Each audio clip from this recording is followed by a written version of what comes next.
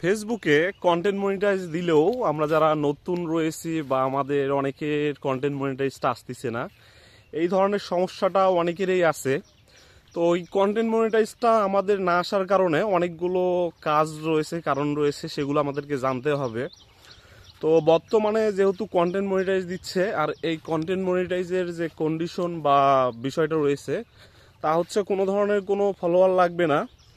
Follower আপনার 500-700 বা 2000 হতে পারে, আপনি কন্টেন্ট মনিটাইজটা পাবেন।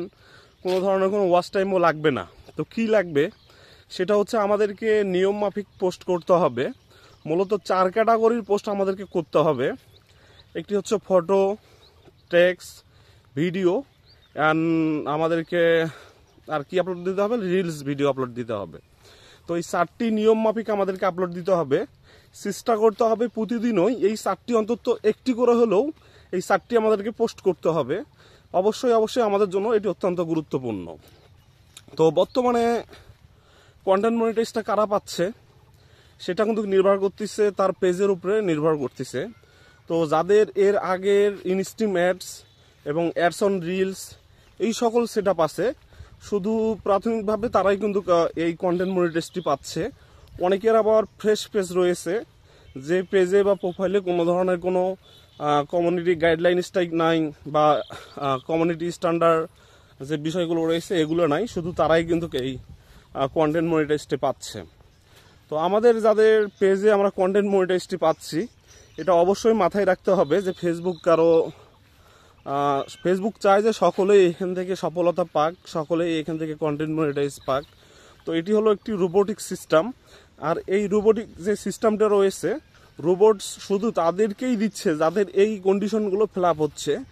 আপনার ভিডিওতে ভিউজ আসলো কি না এটা কিন্তু রোবটসের দেখার বিষয় না।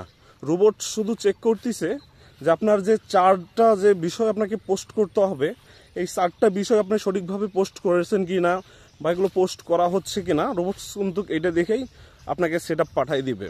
তো অবশ্যই অবশ্যই আমাদের যাদের এখনও কন্টেন্ট মনিটাইজ আসেনি, আমাদেরকে যে কাজটি করতে হবে, আমাদেরকে কন্টেন্ট মনিটাইজটি পেতে হলে অবশ্যই এই 4টি বিষয় এবং 4টি যে পোস্ট রয়েছে এই পোস্টগুলো ধারাবাহিকভাবে প্রতিদিনই করতে হবে। এবং প্রতিদিন করার পরেই আমরা এখান থেকে আশা করি যে আমরা যারা এখনও পাইনি তাদেরকে বলবো, আপনার পেজটা যদি নতুন হয় তো অবশ্যই অবশ্যই কমসে কম 1টা মাস লাগবে, এবং 1টা মাস পরে আমরা ইনশাল্লাহ কন্টেন্ট মনিটাইজটি পেয়ে যাব। এবং যাদের পেজে সমস্যা রয়েছে আপনারা চেষ্টা করবেন আপনার পেজটিকে ফ্রেশ রাখার জন্য। পেজে কোনো ধরনের কোনো সমস্যা আছে কিনা এটা চেক করবেন। এক ফটো বারবার আপলোড দিচ্ছেন কিনা, একটি ভিডিও বারবার আপলোড দিচ্ছেন কিনা, এগুলোকেও মাথায় রাখতে হবে। তো আশা করি আপনারা সকলেই কন্টেন্ট মনিটাইজ পাবেন, এই প্রত্যাশা সকলের জন্যই থাকবে। তো সকলে ভালো থাকবেন, সুস্থ থাকবেন। আল্লাহ হাফেজ।